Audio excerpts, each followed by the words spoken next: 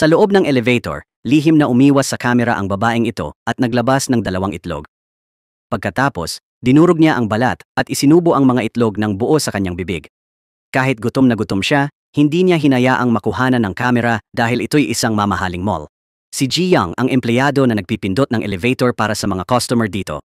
Araw-araw, nakatakong si Ji Young at nakatayo sa elevator ng higit 12 oras. Gaano man siya kapagod o kagutom, kailangan pa ring ngumiti. Kapag walang tao sa elevator lang nakaka-relax si Ji Young. Pero pag may pumasok, kahit may itlog sa lalamunan at di pa nalulunok, kailangan magkunwaring walang problema. Tila may napansin ang lalaking ito. Lumapit siya kay Ji Young para amuyin at tinanong kung umutot pa siya. Labis na nag-alala si Ji Young nang marinig na bawal kumain, uminom, o mag-utot ang mga elevator worker. Ang bastos na lalaking ito ang superior ni Ji Young. Gayunpaman, si Minister Park ay may napakahigpit na personalidad. Nakahalata siya ng kakaibang amoy sa elevator at agad humingi ng multa kay Ji Young. Kahit anong paliwanag ni Ji Young, ayaw makinig ni Minister Park. Pinagalitan pa niya at tiningnan si Ji Young nang may paghamak. Dahil dito, labis na nagalit si Ji Young. Pero kailangan pa rin niyang ngumiti sa mga customer. Ngunit hindi pa doon natapos ang problema. Nang malapit nang umuwi ang mga elevator worker, biglang pumasok si Minister Park sa changing room ng babae. Hindi man lang siya kumatok bago pumasok. Ginamit niya ang posisyon para siraan ang mga babae sa bawat meeting. Nagkunwari siyang tumutulong sa postura nila para makapanghipo ng walang hiya. Kahit lahat ay hindi komportable dahil sa kanilang kabuhayan, hindi sila nangahas magreklamo o magsisi. Sa maunlad na bansang Korea, para sa mga babaeng walang kwalifikasyon, ang trabahong hindi pabrika ay itinuturing ng kaligayahan. Ang mga empleyado, bukod sa magandang hitsura at pangangatawan, ay walang ibang kasanayan. Sa ganitong pag-alipusta, si Ji Young lang ang naglakas loob magsalita at tumutol. Ito rin ang dahilan kung bakit si Ji Young laging nagdudulot ng gulo kay Minister Park. Pero hindi pa dyan natapos ang lahat. Ang mga babaeng mahirap noon ay hindi binibigyan ng respeto. Pagkatapos ng trabaho, pipili si Minister Park ng masunuring babae para sumama sa bar at magsilbi sa mga kliyente. Siyempre, ayaw ng mga babae pero kailangan nilang tiisin para mapanatili ang trabaho. Ngunit ngayon, biglang inanunsyo ni Minister Park na tatanggalin na ang mga elevator service staff. Ang pagtanggal ay gagawin ng paunti-unti, kaya dapat silang kusang magbitiw. Ang balitang ito'y nagdulot ng matinding kawalan ng pag-asa sa mga dalaga. Ang henerasyon pagkatapos ng 1990 ay di alam na may mga tauhan sa elevator noon. Ngunit sa pag-unlad ng lipunan, bihira na makakita ng ganitong serbisyo ngayon. Hiningi ni Minister Park na ilista ang mga kasamahang gusto nilang tanggalin. Naramdaman ni Ji Young na bigla silang tinanggal ng walang abiso dahil di makatarungan at makasisira ng samahan. Pinunit ni Ji Young ang listahan. Nakita ito ni Minister Park at sinampal si Ji Young. Malakas niyang sinampal si Ji Young sa mukha. Ang sampal na ito ang nagpagising kay Ji Young, nagpabago ng kanyang buhay. Ilang araw lang pala bago yon, dumating ang sikat na ahensya ng hairstyling sa Korea, ang beauty expert ng salon ni Queen Jaeri, para makita si Ji Young. Nakita ni Jaeri na angkop ang pangangatawan, hitsura, at ugali ni Ji Young sa kanyang mga pamantayan. Gusto ni Jaeri imbitahin si Ji Young sa isang paligsahan ng kagandahan. Gagawin ni Jaeri si Ji Young na Miss Korea. Pero sa tingin ni Ji Young hindi siya sapat na maganda. Kumpiyansang sinabi ni Jaeri na hindi pa siya nagkakamali tungkol sa sinuman. Totoo nga, ilang araw pa lang ang nakalipas, may beautician na bumisita kay Ji Young, pero tinanggihan niya lahat. Kahit diyosa ng kagandahan si Ji Young noong high school, at may magandang pangangatawan at tamang taas, may lihim siyang hindi masabi kanino man. Dahil dito, labis siyang nahihiya at nalulungkot. Dapat ilang araw na ang nakalipas nang nagsimula ang pagkikita ni Ji Young at Jaeri. Isang siksikang subway, biglang ibinaba ng babae ang zipper at hinubad ang damit, nagpakita ng masikip na asul na swimsuit. Kitang-kita ito sa gitna ng maraming taong nakaitim na Amerikana. Tinapik ni Jaeri ang puwit ng babae at ngumiti ng banayad, puno ng kumpiyansa. Nang mag-isip ang lahat kung ano ang gagawin niya, itinaas ng babae ang mga kamay sa baywang at naglakad na parang artista. Lahat ng lalaki sa tren ay nakatitig sa kanya nang hindi kumukurap. Nagsimulang magtsismisa ng ibang babae, pero umasta ang naka-swimsuit na parang walang tao sa paligid. Ang kanyang mga mata ay punong-puno ng determinasyon. Si Jaeri lang ang nakatayo roon na may seryosong ekspresyon. Lumabas na ang babaeng naka-swimsuit sa subway ay ang Korean beauty queen na kanilang sinasanay. Ang kumpiyansa ay ipinapakita sa natatanging paraan. Dapat maganda ang postura. Dapat matatag ang mga hakbang. Ang tamang ngiti ay 18 ngipin, pero hindi dapat makita ang ibabang ngipin, dapat tuwid ang likod. Dibdib, bahagyang pasulong. Bawat galaw, dapat elegante. Sa protesta ng lahat, di na napigil ng dalaga at umiyak. Tumakbo siya sa gitna ng tao at lumabas ng subway. Ang aksyon ng dalagay ikinadismaya ni Jairi, dating beauty pageant champion siya. Ngayon, direktor ng Korean Queen Beauty Salon.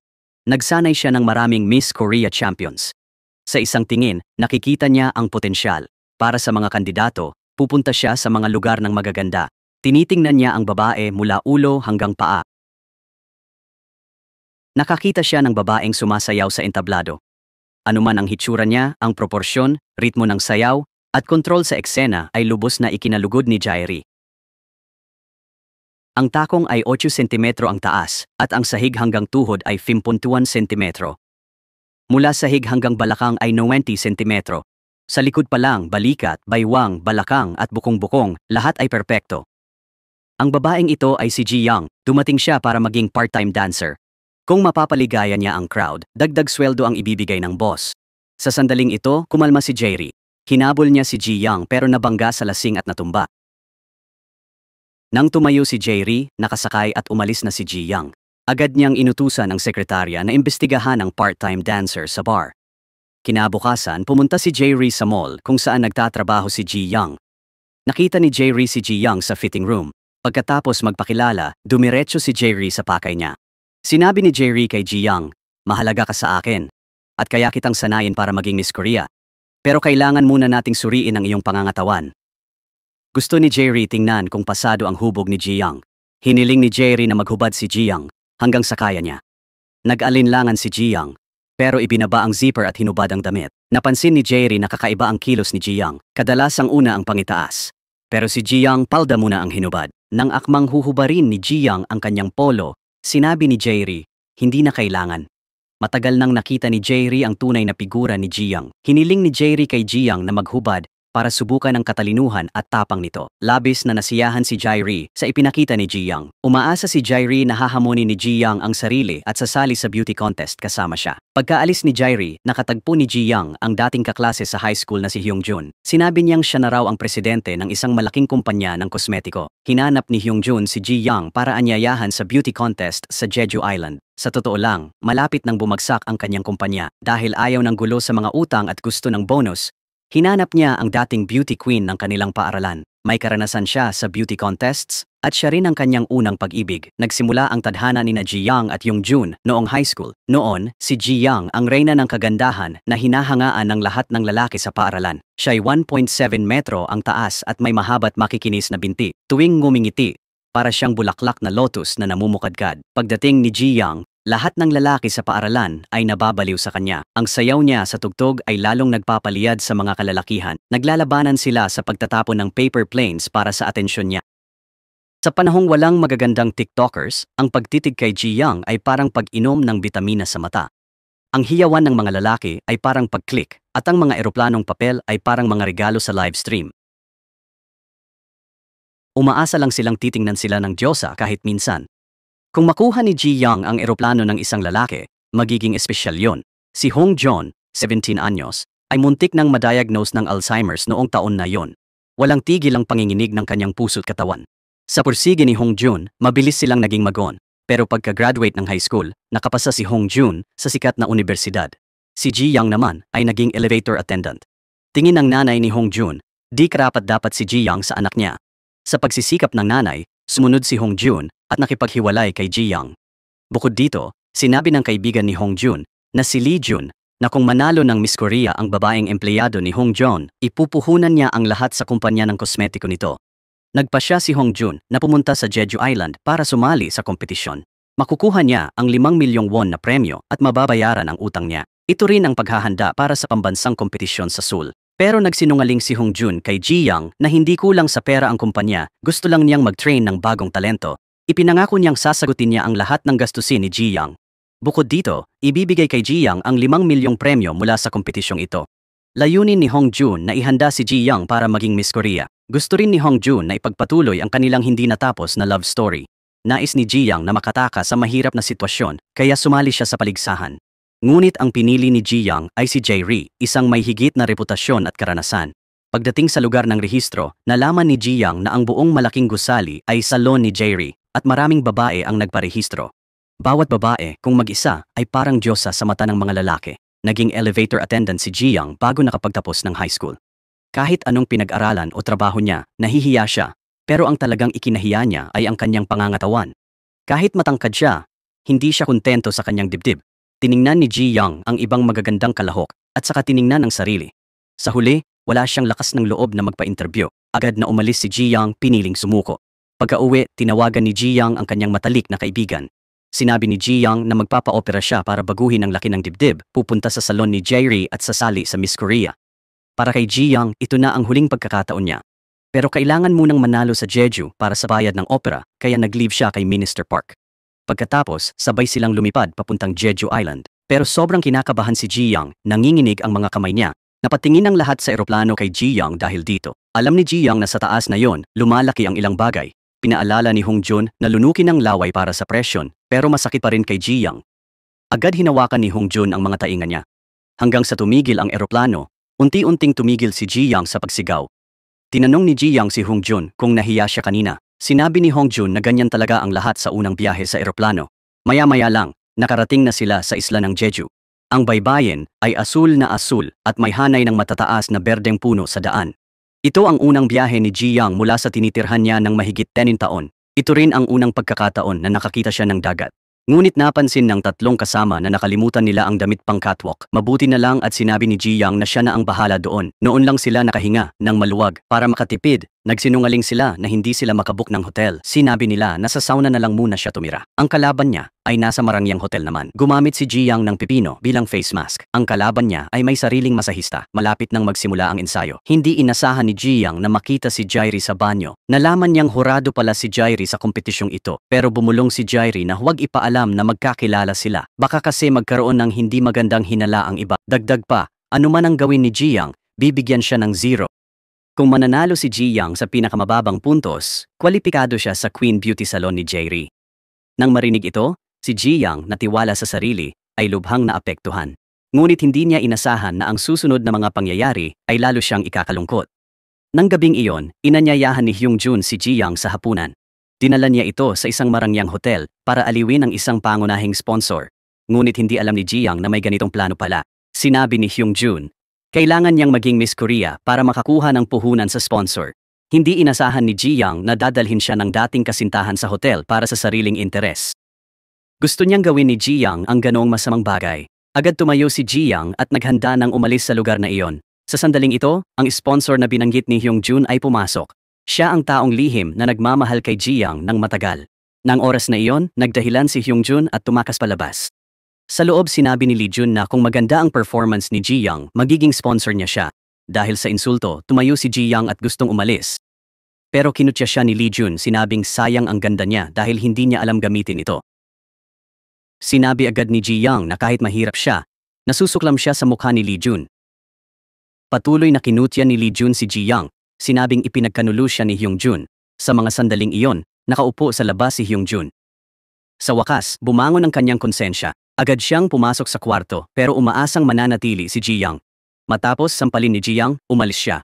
Umupo si Hyung Jun at binigyan ng alak si Lee Jun bilang tanda ng paghingi ng tawad. Tumayo si Ji Young sa harap ng pinto ng hotel at tahimik na umiyak. Pagkatapos uminom, tumakbo si Hyung Jun para hanapin si Ji Young. Pero nasa likuran lang pala niya. Hindi inasahan ni Hyung Jun na sasabihin ni Ji Young na tuloy siya sa kompetisyon. Kinabukasan, nang bumili ng hanbok si Ji Young at kaibigan, nakasalubong nila si Ministro Park. Biglang may tumawag kay Ji Young. Gusto ni Ministro Park na mahirapan si Ji Young.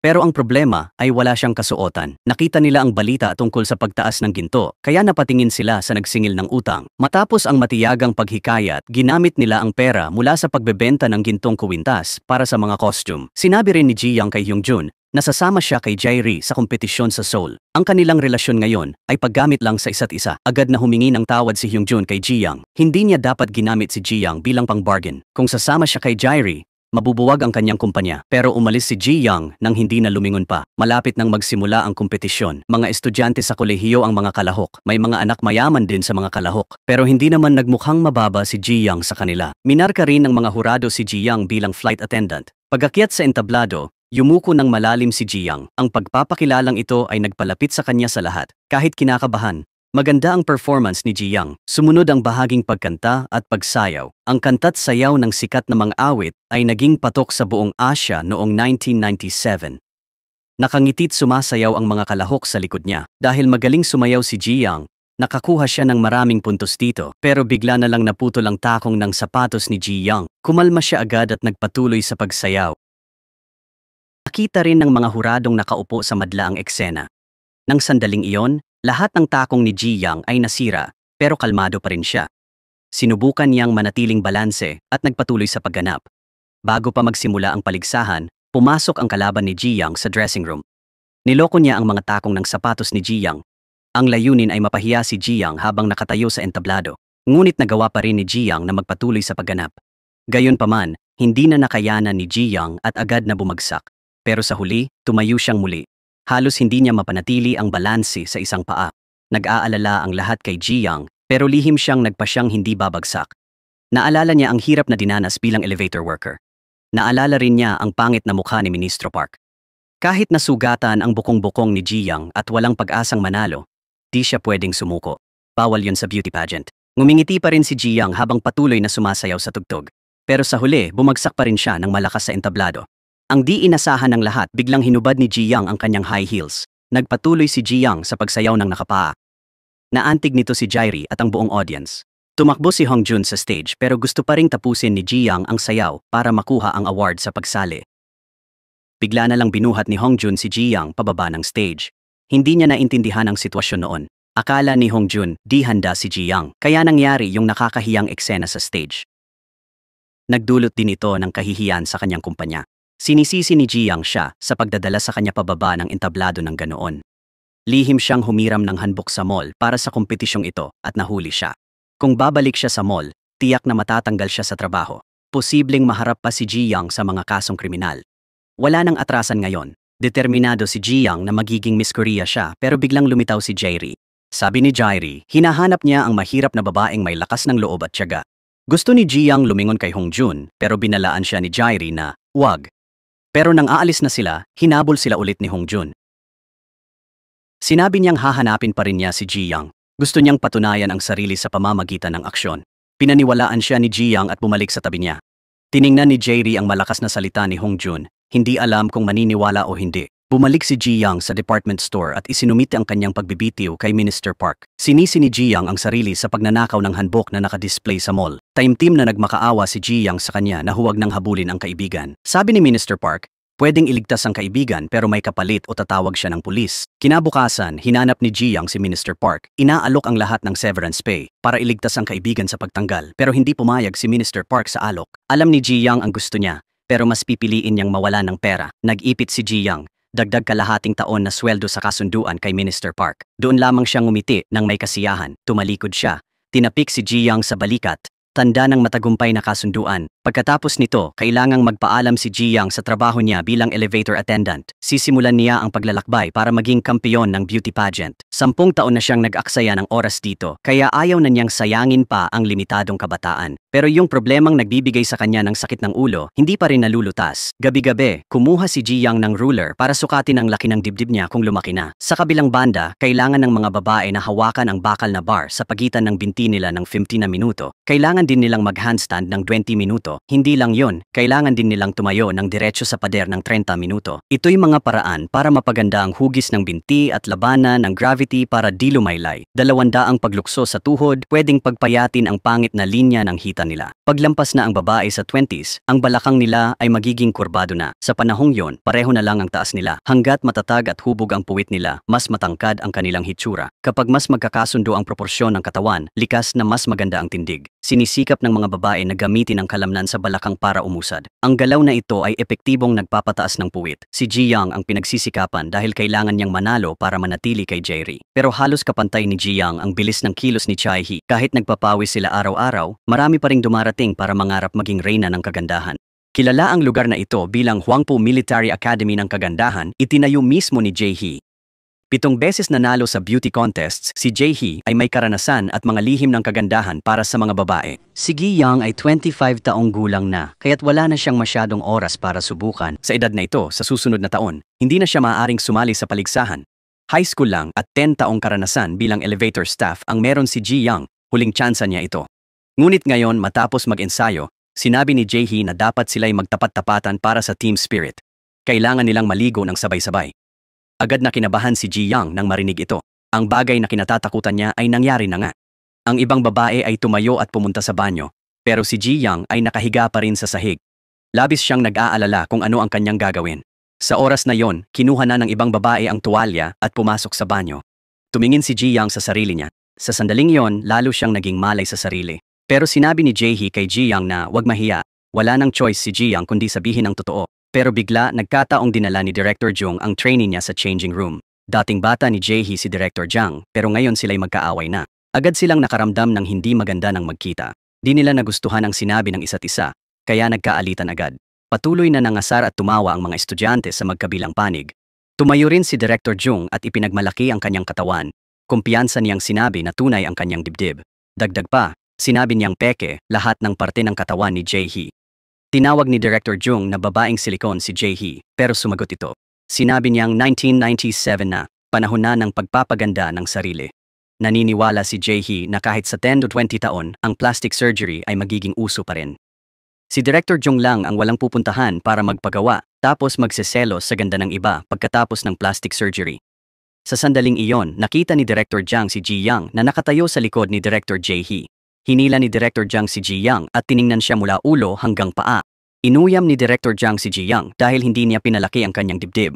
Dagdag pa, patuloy na hinihila ni Director Jang ang katawan ni Ji Yang. Hindi na nakatiis si Jae-hee sa nakikita niya. Matapos itulak ni Jae-hee si Director Jang, hinila niya si Ji Yang palapit sa kanya, pero may naramdaman si Jae-hee na kakaiba sa hawak niya. May naintindihan agad si Jae-hee, pero kailangan muna niyang harapin si Director Jung. Mula sa pagmumura, nauwi sa paghihilahan ng buhok ang dalawa. Nagsimulang mag-away ang grupo ng mga babae sa changing room. Naghilahan sila ng buhok, nagtulakan ng tuwalya, at nagpunit-punitin. Pagkatapos ng away, tinawag ni Jae-hee si Ji Yang para kausapin. Nang sukatin ni Jae-hee ang dibdib ni Ji Yang, natantya niya ang laki nito. Pero para sa eksaktong sukat, kailangan pa rin niya ng panukat. Kung masyadong maliit ang dibdib ni Ji Yang, walang saysay ang pagsasanay. Nang hubarin ni Ji Yang ang tuwalya, nabigla agad si Jae-hee. Kumuha siya ng panukat at sinimulan ng maingat na pagsukat. Nahihiya si Ji Yang sa maliit niyang dibdib, pero kailangan niyang harapin ito. Pagkatapos sukatin, hindi nagsalita si Jae-hee. Napakabigat ng ekspresyon ng kanyang mukha. Ang sinabi ni Jae-hee ay nag-iwan kay Ji Yang ng kawalan ng direksyon. Sa totoo lang, okay naman ang sukat ng dibdib ni Ji Yang. Pero kung gusto niyang manalo sa paligsahan, kailangan niyang magpa-opera. Dati na siyang nagkonsulta sa plastic surgery clinic. Pero 5 milyong piso ang halaga ng operasyon. Wala siyang ganong pera. Pero malapit na ang pageant at kailangan ng panahon para gumaling. Hindi na pwedeng ipagpaliban pa ito. Pero sa oras na yon, nakita ni Hong Jun ang patalastas ng pag-upa ni Ji Yang. Lihim siyang lumapit sa broker para pirmahan ang kontrata. Pagkatapos, lumipat si Hong Jun sa bahay ni Ji Yang. Gusto ni Hong Jun na samantalahin ito para makuha si Ji Yang. Sinabi pa niya sa pamilya ni Ji Yang na sasali ito sa beauty pageant. Dagdag pa, ipapakita raw niya ang katawan sa mga lalaki sa mundo sa pamamagitan ng revealing na swimsuit. Laging napakatradisyonal ang pag-iisip ng matatanda. Nang marinig nila ito, agad silang nagalit kay Ji Yang. Maagang namatay ang ina ni Ji Yang, kaya pinalaki siya ng lolo, ama, tiyuhin, at kapatid niya. Kahit mahilig din sila sa mga palabas na may swimsuit, ayaw nilang magtanghal ang anak nila sa publiko. Umaasa silang mag-settle down si Ji Yang at magtrabaho bilang elevator attendant. Tapos, makakahanap siya ng mabuting lalaki, mag-aasawa agad at magkakaroon ng maraming anak. Iyon daw ang dapat gawin ng mga babaeng katulad niya. Para sa 4 na lalaki, dahil babae si Ji Yang, dapat tanggapin niya ang kanyang kapalaran. Ang pagsusuot ng revealing swimsuits at pag-post sa publiko ay hindi angkop sa pamilyang edukado. Kung gagawin yon ni Ji Yang, sobrang mapapahiya ang pamilya niya. Dagdag pa, diretso sinabi ng kapatid niya na maliit ang dibdib niya at walang chance sa manalo. Kumuha pa ng gunting ang 4 na lalaki at gustong gupitin lahat ng buhok ni Ji Yang. Doon lang tumakbo si Hong Jun para pigilan sila. Kung magugupit ang buhok ni Ji Yang, masisira ang plano niya. Sa gitna ng gulo, aksidenteng nasugatan ang tainga ni Hong Jun. Sinamantala niya to para sumigaw ng walang tigil. Hinila niya si Ji Yang at nagtatago sa kwarto. Pero desidido na ang mga kamag-anak. Anuman mangyari, pipigilan nila si Ji Yang na sumali sa kompetisyon. Sa loob ng kwarto, ginagamutan ni Ji Yang si Hong Jun. Karayom lang laki ng sugat sa tainga, pero umaarte siyang sobrang sakit. Sa oras na yon, pumunta si Jairi sa bahay ni Ji Yang. Alam ni Jairi na di sapat si Ji Yang para kumbinsihin ang pamilya niya. Kaya pumunta si Jairi sa bahay ni Ji Yang at ipinakilala siya bilang Miss Korea 1967, si Ma Jairi. Nakita ng 4 na lalaki ang mga beauty queen na nakita lang nila sa TV, at agad silang naging cute na fanboys. Kumuha si Jairi ng photo album.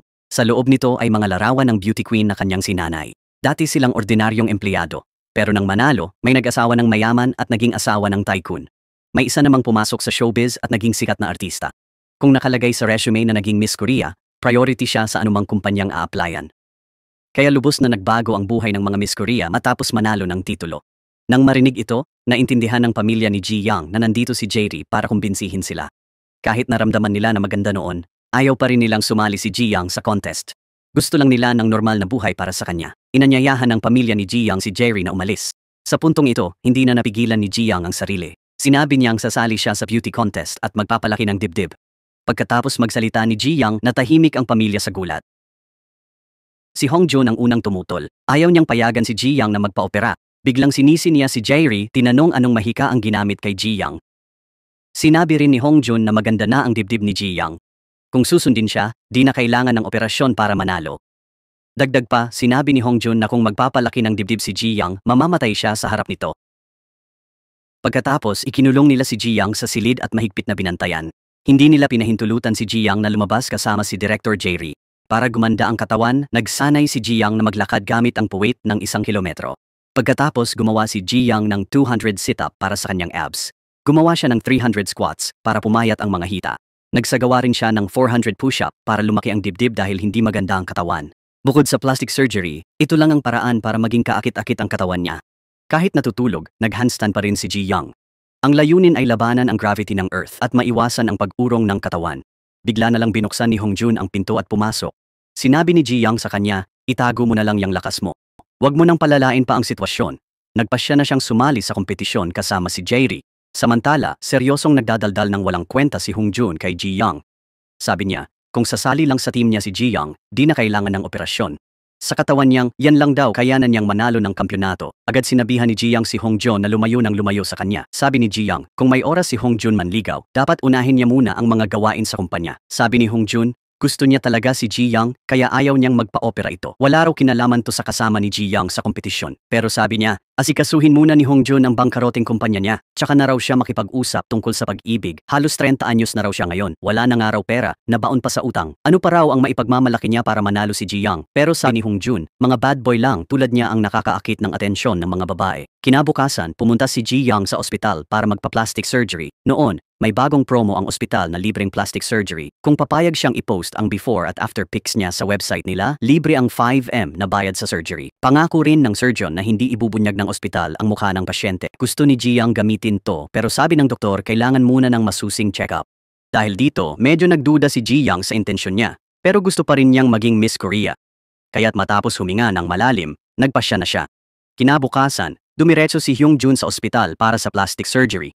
Muli niyang pinatunayan na kung isasali niya si Ji Young, mananalo ito ng walang operasyon. Pero sabi ni Gary, hindi niya pinilit si Ji Young na sumunod sa kanya. Si Ji Young ang nagpasya kung kanino siya sasali. Sabi ni Ji Young, kung mananalo siya, sulit ang hirap at sakit na dadanasin niya. Sabi ni Hongjun, pagsisisihan niya, pag di siya sumunod sa kanya. Pagkatapos tumalikod siya at galit na umalis. Pero nang gabing iyon, hinanap niya ulit si Ji Young. Pangatlo na niyang sinabi na kaya niyang tulungan si Ji Young manalo ng walang operasyon. Masigasig na pinayuhan ni Ji Young si Hongjun na ayaw niyang sumama dahil ayaw niyang makasakit. Kasi ang beauty pageant ay di lang tungkol sa magandang hitsura. Kailangan din ng kutis, pangangatawan, damit, alahas, background, politika, libangan, at opinyon ng hurado. Ang iba'y gumastos ng 10 to 20 milyong won para sa paligsahan. Si Hongjun ay may utang at isa pang dayuhan sa panahong iyon. Kung sasali silang dalawa, baka maaga silang matanggal. Paulit-ulit lang sinabi ni Hongjun na maniwala sa kanyang kakayahan. Wala siyang pera ngayon dahil malas lang siya. Sa hinaharap, kaya niyang bigyan si Ji Young ng masayang buhay. Naantig si Ji Young sa sinabi niya kaya umiyak siya. Kahit nag-aalinlangan, iginiit pa rin niya ang dating desisyon. Sa mga sumunod na araw, masigasig na nagsanay si Ji Young. May isa pang taong kasing tiyaga niya, si Chae-hee. Bagamat mas mababa ang ganda ni Chae-hee kaysa kay Ji Young, mas maganda ang hubog at tindig niya. Bukod dito, tila punong-puno ng tiwala si Chae-hee sa sarili. Nang makauwi si Ji Young ng gabing iyon, hindi siya naging pabaya. Kinagat niya ang chopstick sa bibig at nagsanay para sa hugis mansanas na balat. Habang nagpapakilala si Ji Young, bigla na lang pumasok si Hongjun. Ngayon, sinabi niyang gagastusan niya ang pagpapalaki ng dibdib ni Ji Young, pero may kapalit pa rin. Pagkatapos naglabas si Hongjun ng napakakapal na sobre. Nalaman na isinangla pala niya ang lumang bahay para sa pera. Gusto lang niyang patunayan ang sarili, pero hindi siya pinansin ni Ji Young. Sa silid, nagpatuloy siya sa pag-squat, pero naisip ang sakripisyo ni Hongjun at naantig. Kinaumagahan, tinawag ni Ji Young si Hongjun para mag-almusal kasama ang pamilya niya. Nagbago na rin ang pakikitungo niya sa kanya. Habang naghihintay ng bus si Hongjun, bigla niyang napansin na nasa kanya pa ang pera sa sobre. Kaya pala naging mabait si Jiang sa kanya kanina. Lumabas na gusto pa rin niyang magpa-opera para palakihin ang dibdib ng libre. Dahil matatag na babae si Jiang, ayaw niyang gumamit ng pera ng iba. Sa oras na yon, nakahiga na siya sa operating table ng ospital. Samantala, tumakbo rin si Hyungjun papunta sa ospital. Agad niyang inilagay ang pera sa mesa. Hindi niya matanggap na ginamit ni Jiang ang sariling litrato para sa libreng operasyon.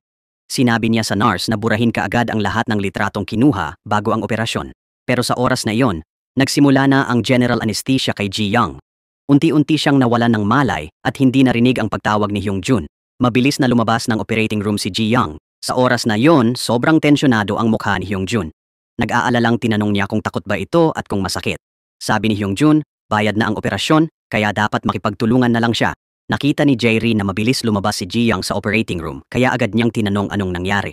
Agad yumuko si Jiang at humingi ng tawad kay Director Jae-ri. Bago pala mag-opera, naantik si Jiang kay Hyungjun at nagdesisyong iurong ang operasyon. Ibig sabihin nito, hindi na rin sasali si Jiang sa kompetisyon kasama si Jae-ri. Labis na nadismaya si Jae-ri. Hindi lang siya tinraidor ni Jiang, mas nakakagalit na pinili niya makipagkompetisyon sa lalaking yon. Sa babaeng walang sariling isip na pagpasyahan ni Jae-ri na bitawan na lang siya. Talagang naramdaman agad ni Jiang na mali ang kanyang desisyon dahil hindi naman makakain ang magagandang salita. Hinubad ng ibang kalahok ang lahat ng damit at humiga ng diretso sa kama ng beauty salon. Sa oras na iyon, ang buong katawan nila ay natatakpan ng 28 karat na ginto. Ipinaliwanag ni Jae-ri na nakakabawas ng pamamaga ng mukha ang ginto. Ito rin ang dahilan kung bakit napapanatili ng ginto ang mataas na halaga nito. Mukhang labis ito, pero kailangan lang humiga ng mga babae ng 3 araw para makita ang resulta. Mas liliit ng malaki ang kanilang mga mukha. Sa kabilang banda, sinabihan ni Hyungjun si Jiang na sampalin ang mukha niya ng 2 kamay. Sabi niya, mabilis daw itong magpapapayat ng mukha.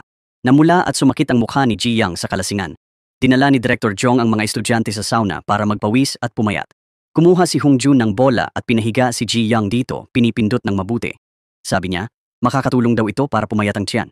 Dagdag pa niya, mas epektibo raw ito kesa sa salon ni Jae-ri. Pero malapit na ang qualifying round ng beauty pageant.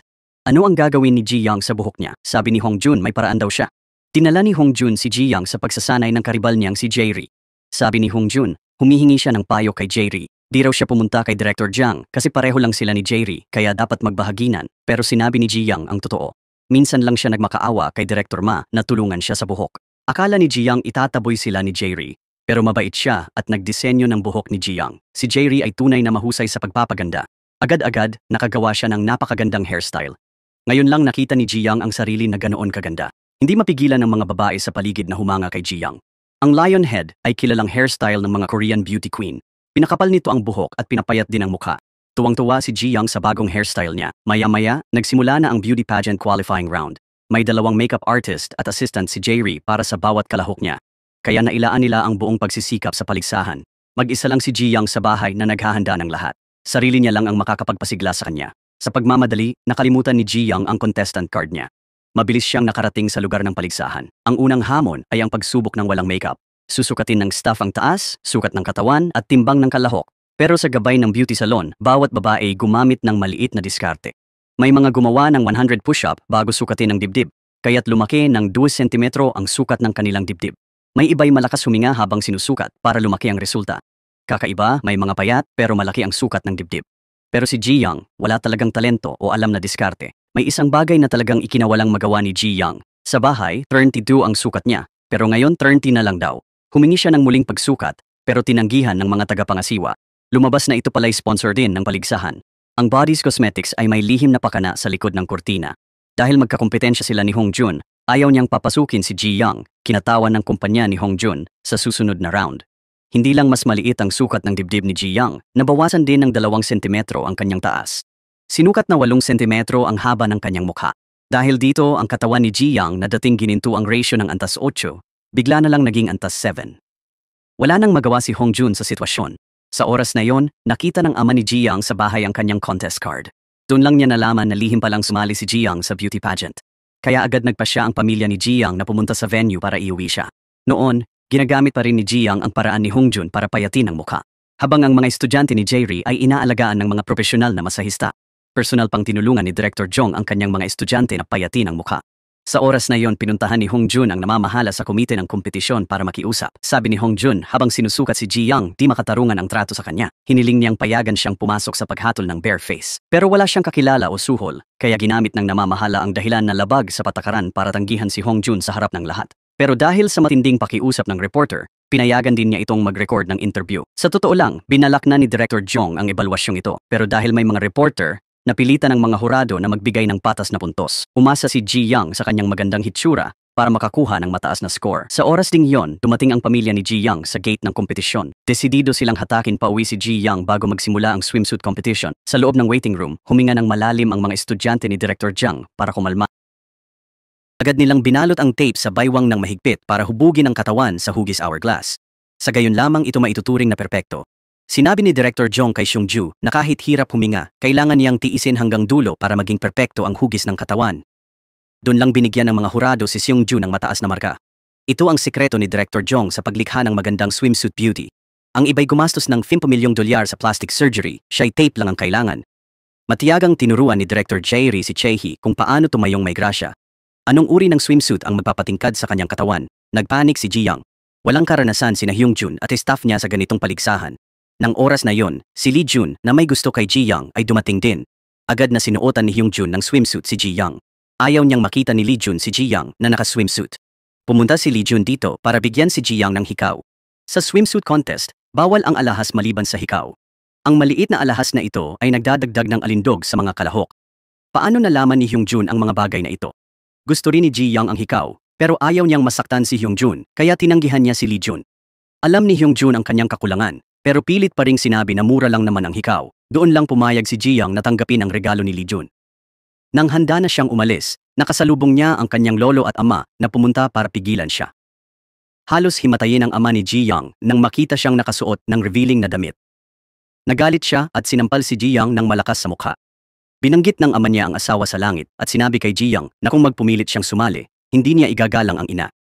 Mapapahiya ang pamilya nila kung gagawin niya yon. Umiyak si Ji Young at sinabing kung buhay pa ang kanyang ina, tiyak na susuportahan siya nito.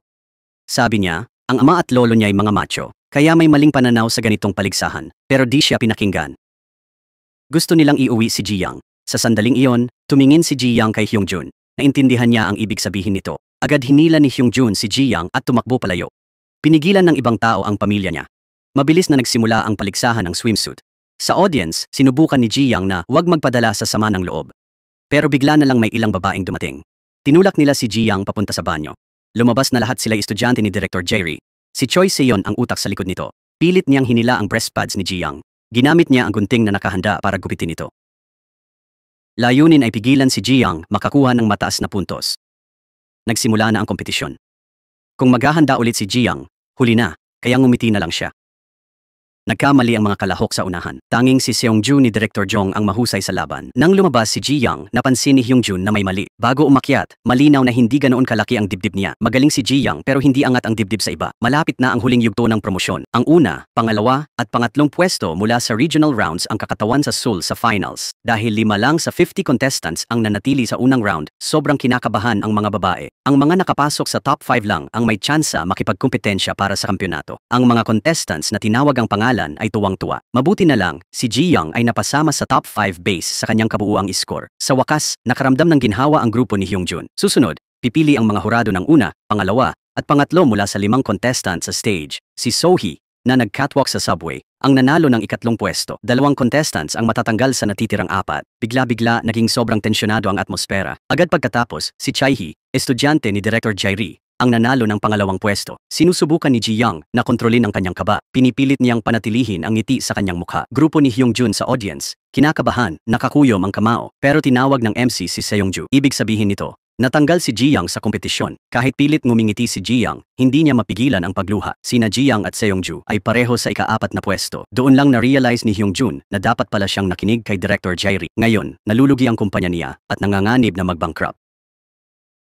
Lahat ng pinaghirapan ni Ji Young ay naging walang saysay dahil ang top 3 lang ang makakalahok sa final round para sa pambansang kampyonato. Kaya, ang pang-4 na pwesto ay walang halaga. Kailangan na lang ulit maghanap ng trabaho ni Ji Young. Pero sa sandaling iyon, nagbigay si Director Jae-ri ng papel sa reporter. Hiniling niya na ihatid ito sa kampyon na si Seonju. Nang buksan ni Seonju ang papel, nagbago agad ang kanyang ekspresyon dahil natuklasan ni Director Jae-ri ang kanyang lihim. Pero sa harap ng mga kamera ng mga reporter, pinilit ni Seonju na ngumiti. Alam ni Director Jae-ri na siguradong naguguluhan at nag-aalala si Seonju sa loob. Nakasulat sa papel na ibinigay ni Director Jae-ri Uminom ka ba ng maltose? Habang sinusukat ang mga kalahok, nasa dressing room si Director Jerry. Bigla siyang nakakita ng bote ng gatas, kaya uminom siya ng marami at nalaman na maltose pala ito. May epekto itong magpalaki ng dibdib ng mga babae. Ang pag-inom nito bago sukatin ay pandaraya, kaya siniyasat ni Director Jerry kung sino ang lihim na uminom. Pinainom niya sa mga estudyante ang maltose, pero hindi nila nagustuhan ang lasa. Sa dressing room bago ang swimsuit contest, nakita ni Jerry si Seonjo na naghahanap ng kung ano pagkatapos mag-ayos. Sinipa ni Jerry ang bote papunta kay Seonjo at akala nito'y nahulog na tubig niya. Pagkakuha ni Seonjo, ininom niya agad ang laman ng bote. Sa reaksyon ni Seonjo, nahulaan ni Jerry na nagpapasuso siya. Ibig sabihin, nanganak na pala siya. May malinaw na patakaran ng beauty pageant na ito na hindi maaaring lumahok ang mga babaeng nanganak na. Pinuntahan ni Director Jerry si Seonjo. Umaasang kusang isusuko niya ang titulo dahil ayaw rin ni Jerry na isiwalat ito sa publiko. Hindi alam ni Seonjo ang gagawin, kaya inamin niya kay Director Jung na nanganak siya ng hindi kasal. Nang malaman ni Director Jung na alam na ito ng karibal, nagkunwaring inaliw niya si Seonjo. Pero sa totoo lang, pinag-iisipan na niya kung paano alisin si Seonjo. Nang marinig ni Sun Young ito, tinawagan niya ang mga organizer para makapasok sa ikatlong pwesto at makasali sa finals. Pero nasa ika-4 na pwesto rin si Ji Young kasama si Sun Young. Sa panahong ito, nag-aalala pa rin si Ji Young sa paghahanap ng trabaho. Naghanda ng mga sobre at regalo ang ama at tiyuhin ni Ji Young at pumunta sa mall para hanapin si Minister Park. Umaasa silang papabalik trabahuin si Ji Young, pero hinamak ni Minister Park ang munting gantimpala. Sinabi niyang nagnakaw si Ji Young sa mall para sa exam, sa harap mismo ng pamilya niya. Itinapon pa niya ang regalo sa lupa at ikinalat ang pera mula sa sobre. Ginamit ni Minister Park ito para hiyain ang dalawang matatandang lalaki. Nasa bahay si Ji Young nang makatanggap ng tawag na kasali siya sa finals. Sabi ni Hyungjun, ito'y swerteng dulot ng pagmamahal niya kay Ji Young. Nagpasalamat si Ji Young kay Hyungjun, di alam na si Lee Jun pala'y lihim na tumutulong sa kanya. Agad nag-impake si Ji Young para sa masinsinang pagsasanay kinabukasan. Dahil ayaw niyang abalahin si Hyungjun, hindi niya ito pinaalam. Sa halip, dinala niya ang kanyang maleta at umalis mag-isa. Ang ibang finalists ay nagkumpetensya para sa pinakamahal na limited edition wedding dress. Walang pera si Ji Young, may utang pa si Hyungjun. Kaya hinanap niya ang pinakamurang damit sa mga patalastas sa kalye. Ngunit kahit ito ay hindi niya kayang upahan, sa sandaling iyon, tinawagan siya ni Lee Jun. Naghanda siya ng mamahaling damit para kay Ji Young. Ayaw niyang magsuot ng murang inuupahang damit ang babaeng gusto niya. Nang isuot ni Ji Young ang mamahaling damit, talagang naging napakaganda niya. Opisyal nang nagsimula ang red carpet ceremony ng kompetisyon. Mga magagandang babae mula sa buong bansa ay nakaupo sa mga mamahaling kotse. Suot nila ang pinakamagagarang damit habang pumupunta sa venue. Pinalibutan ng mga reporter ang magkabilang panig ng red carpet. Ang asul at dilaw na suot ni Chae-hee at So-eon ay nakaakit ng mas maraming flashbulbs. Sa oras na yon, dala na ni Hyungjun ang inuupahang damit at nagmamadali sa venue. Nahirapang hilahin ni Ji Young mag-isa ang kanyang maleta. Ayaw pala niyang masaktan ng pride ni Hyungjun, kaya tinanggihan niya ulit si Lee Jun. Isinuot niya ang murang damit na inihanda ni Hyungjun para sa kanya. Wala ring magawa si Lee Jun sa desisyon niya. Sumunod na ang iba't ibang ensayo. Pagligo sana ni Ji Young sa dorm, nakita niya yung dalawang babaeng sumira ng damit niya dati. Talagang nakatakda silang magkasama. Nagkataon, naka-assign sila sa iisang kwarto. Kakapasok lang ni Ji Young sa banyo nang biglang bumuhos sa kanya ang malamig na tubig. Alam niya na ito siguro ang plano ng dalawa. Pagbalik sa dormitoryo, agad nag-away ang ilan dahil hindi sila nagkasundo. Kaya sumali rin si Chae-hee sa labanan ng paghila ng buhok. Buti na lang, dumating agad ang tagapamahala ng kompetisyon. Dahil sa away sa dormitoryo, bawat isa ay babawasan ng 15 puntos. Kung 30 puntos ang mabawas, automatiko silang madidiskwalipika. Inihayag ng organizer, bawal manigarilyo, uminom, at makipagtalik. Ang pangunahing sponsor ng paligsahan ay Bati Cosmetics. Sila ang magbibigay ng mga kosmetiko. Ang mananalo ay pipirma ng kontrata bilang modelo ng Bati.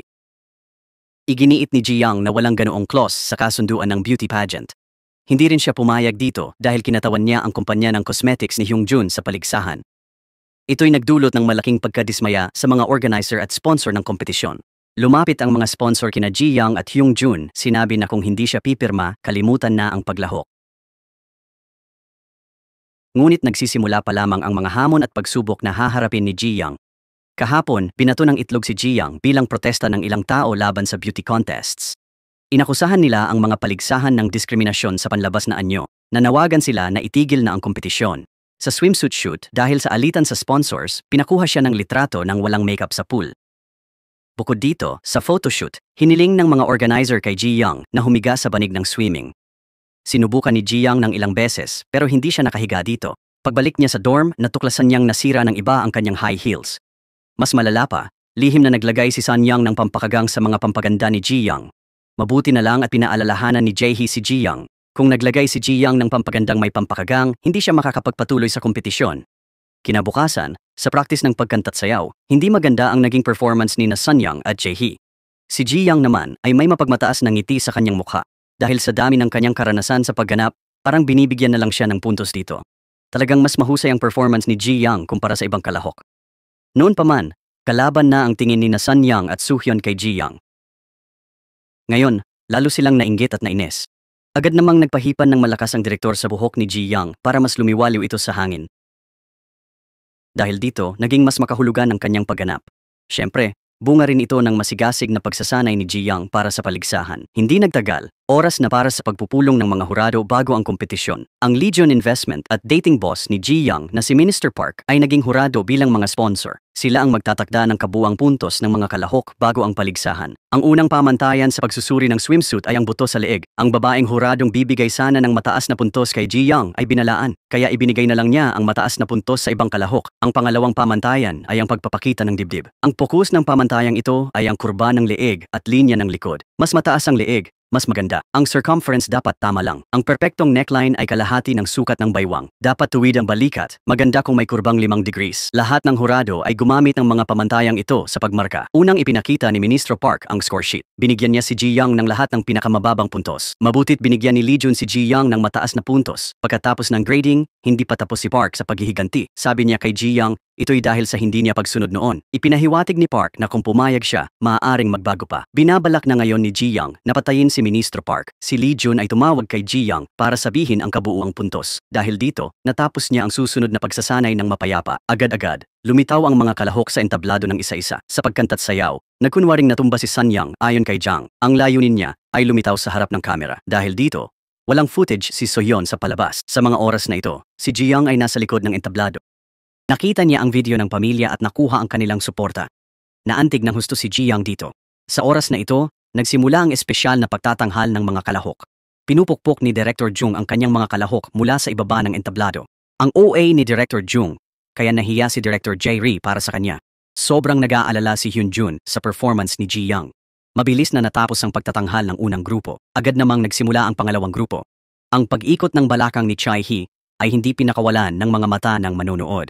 Ang sumunod na lumitaw sa entablado ay si Ji Yang. Talagang kahanga-hanga ang pagganap ni Ji Yang sa entablado. Kahit libu-libong manonood ang nasa harap, hindi siya kinabahan. Kahit nakatakong na 10 sentimetro, natural at magaan pa rin ang kanyang sayaw. Naging speechless si Director Jung sa kanyang pagtatanghal. Pero ang tunay na kasiyahan ay hindi pa nagsisimula. Nakaupo si Hyun Jun sa madla, masayang masaya. Nang kumanta si Ji Yang, nabighani ang buong bulwagan. Kahit matagal siyang kumanta't sumayaw, hindi ito nakaapekto sa boses niya. Nagsisisi si Director Jae-ri na hindi niya kinontrata si Ji Yang noon. Lahat ng manonood ay nag-cheer para kay Ji Yang. Ang sayaw mula 26 taon ang nakalipas ay may di inaasahang epekto. Nag-aalala si Director Jae-ri dahil hindi makatapat si Jae-hee kay Ji Yang. Malapit nang magsimula ang finals ng Miss Korea pageant. Sa makeup room, nagmamadali ang lahat para sa finals. Dala ni Ji Yang ang kanyang makeup bag. Wala pa rin siyang makeup position. Nagtataka si Director Jae-ri na walang katulong si Ji Yang. Malapit nang magsimula ang pageant pero wala si Hyun Jun. Ngumiti lang si Ji Yang at sinabing kaya niya mag-isa. Gusto tumulong ni Director Jae-ri kay Ji Yang pero busy siya sa ibang contestants. Pinaalala na lang niya na pumunta sa banyo at mag-ayos. Habang ang ibang kalahok ay maingat na nagme-makeup sa dressing room. Si Ji Yang kailangan bitbitin mag-isa ang kanyang makeup bag. Yakap ang damit, nagmadali siya papuntang banyo. Noon, dinala ni Lee Jun ang makeup artist para kay Ji Yang. Alam niyang hindi mapagkakatiwalaan si Hyun Jun sa ganitong pagkakataon. Pero tinanggihan ulit ni Ji Yang si Lee Jun. Alam niyang may gusto ito sa kanya. Ayaw niyang magkamali ng akala si Hyun Jun. Naniniwala siyang darating din ito agad. Pagkatapos, determinado siyang umalis. Sa banyo, nag-ayos siya ng sariling makeup at buhok. Sa oras na ito, malapit nang magsimula ang huling gabi. Dumating na rin sa venue ang pamilya ni Ji Yang. Sa paglabas ng MC, opisyal na nagsimula ang kompetisyon. Nagpakilala ang mga kalahok at inihayag ang kanilang paglahok. Nang turno na ni Ji Yang, ang kanyang tapat na ekspresyon ay humanga sa mga hurado. Dumating ang huling bahagi, ang pinakaaabangan na kompetisyon ng swimsuit. Matapos masusing pagmasdan, agad nakuha ang mga marka sa swimsuit. Si So-hee, na naglakad sa subway, ay nakakuha ng 8 puntos.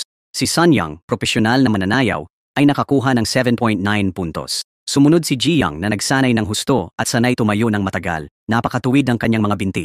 Napakaliit ng kanyang baywang. Ang kanyang mga binti at hita ay napakatatag. Kahit maliit ang dibdib ni Jiang, maganda ang kanyang pangangatawan. Sa huli, binigyan siya ng 8.4 ng mga hurado. Pero wag masyadong matuwa si Jiang dahil lumitaw agad ang aura ni Chaihe. May mataas na pinag-aralan si Chaihe sa sikat na universidad, kaya tiwala siya. Nakuha niya ang pinakamataas na score na 8.5. Dahil sa mataas na puntos, nakapasok si Jiang sa top 15. Sa break, nag-text si Jiang kay Hyunjun pero hindi ito sumagot. Habang nagpupulong ang mga hurado para baguhin ang mga tuntunin ng pageant. Hindi lang edukasyon at trabaho ang basehan sa pagmamarka ng mga kalahok para patas, bibigyan din ng tsansa ang may trabaho sa mababang antas. Dagdag puntos din sa natural na ganda para iwasan ang mukha ng plastic surgery. Nagbigay ito ng mas maraming pagkakataon kay Jiang. Mabilis na nakapasok si Jiang sa tuktok ng listahan. Madali ring nakapasok si Chaihe sa listahan ng mga napili. Sunod, si Seong Yang ay binoto para sa espesyal na parangal ng kumpanya ng kosmetiko. Si Sohyun at dalawang iba pa ay sabay-sabay na nakamit ang ikatlong pwesto. Sa oras na ito, may dalawa pang kandidato sa entablado. Isang kandidato mula sa Daegu ang nanalo ng ikalawang pwesto. Ibig sabihin, sa pagitan ni Jiang at Chaihe, isa ang magiging Miss Korea. Ang isa naman ay natural na naging pangalawa at naging runner-up. Matapos magsalita ng sandali, nagsimula ang MC na ibigay ang resulta. Gaya ng inaasahan, hindi binibigo ng Diyos ang mga nagsisikap. Sa wakas, natalo ni Jiang si Chaihe at naging Miss Korea. Ang resultang ito ay ikinagulat ng pamilya ni Jiang. Hindi nila inasahan na mananalo ang kanilang anak ng titulo ng Miss Korea. Nagulat din si Minister Park. Di niya inakala na ang tauhan niyang umutot sa elevator ay magiging Miss. Kasabay nito, tinanggap ni Jiang ang titulong Miss Korea. Nakatanggap din siya ng malaking bonus na $20 million korona ng 50 karat na brilyante at kinakatawan ng Korea sa beauty pageant sa susunod na taon. Pero hanggang sa huli, hindi nakita ni Jiang si Hongjun. Lumabas na dahil lugi ang negosyo ni Hongjun, napakalaki ng utang niya. Kinuha ng mga nagpautang lahat ng kagamitan sa pabrika niya. Binugbog din si Hongjun. Sa press conference hall, sa wakas ay dumating si Hongjun. Sa oras na yon, nakita rin ni Director Jae si Hongjun. Hindi nakalimutan ni Hongjun ipagmalaki kay Jae na nanalo si Jiang. Tinanong ni Director Jae si Hongjun kung bakit nawala siya nang kailangan si Jiang ng tulong. Ngayong nanalo na siya, bigla siyang lumitaw. Hindi maintindihan ni Director Jae kung ano ang nakita ni Jiang kay Hongjun. Pero sabi ni Hongjun, may mga hindi inaasahang bagay pang naghihintay. Talagang nakita ni Jiang na nasugatan si Hongjun. Nang malaman niyang kinuha ng mga masasamang tao ang lahat ng kagamitan ng pabrika, binigyan niya si Hongjun ng 20 milyong won na sertipiko ng stock para hikayatin siyang magsimula muli. Tumanggi muna si Hongjun sa pera pero sa huli ay tinanggap niya ito. Hindi lang yon, naging manager pa ni Jiang si Hongjun. Nang maging Miss Korea si Jiang, dumobla ang kanyang halaga. Nagkompetensya ang mga malakit-maliit na istasyon ng TV para makapanayam siya. Sunod-sunod ang mga imbitasyon sa kanya para sa mga patalastas. Maging sikat na direktor o kawani man, lahat sila'y magalang na nakikitungo sa kanya. Pero di ginamit ni Jiang ang kinitang pera sa patalastas at pagiging tagapagsalita para sa sarili. Ibinigay niya ang lahat ng pera kay Hongjun. Bigla namang nakatanggap ng tawag si Jiang mula kay Minister Park. Inanyayahan din niya si Jiang na maging tagapagsalita ng kanyang department store. Muling nagtungo si Jiang sa department store. Labis siyang naantig nang malaman na inalis na ang posisyon ng elevator attendant doon. Nang tumayo siya sa elevator, maraming alaala ang bumalik sa kanya. Kung hindi siya sumali sa beauty pageant o sumuko dahil mahirap, baka attendant pa rin siya ngayon o katulad ng dati. Noon, kahit gutom at kumain ng itlog, pinapagalitan pa rin siya ng manager. Ngayon, kailangang mag-appointment ang general manager para makita si Jiang. Kailangan pa nilang anyayahan siya sa marangyang conference room. Pinago ni Minister Park ang dating arogante at masakit na pananalita. Ngumiti siya at magalang na nakipag-usap kay Jiang. Kinabukasan, nagdala pa siya ng regalo sa bahay ni Jiang. Yumuko siya at humingi ng tawad sa pamilya nito para sa nangyari. Ibinalik din niya ang dating binawas na sahod ni Jiang. Patuloy siyang humihingi ng tawad, pero sinabi ni Jiang na ibalik muna ang pera ng ibang empleyado. Agad niyang sinabi na gagawin niya ito kaagad. Sa pagtatapos ng Miss Korea, nagtagumpay si Oh Jiang bilang Miss Korea, patunay na ang tunay na kagandahan ay nagmumula sa determinasyon, tapang at tiwala sa sarili. Sa kabila ng mga pagsubok at panghuhusga, pinili niyang lumaban hindi lang para sa korona kundi para sa respeto at halaga ng bawat babaeng pinagdududahan. Ang serye ay nagtuturo na ang tagumpay ay hindi lamang tungkol sa panlabas na anyo kundi sa kakayahang manindigan, magmahal at muling bumangon para sa sariling pangarap.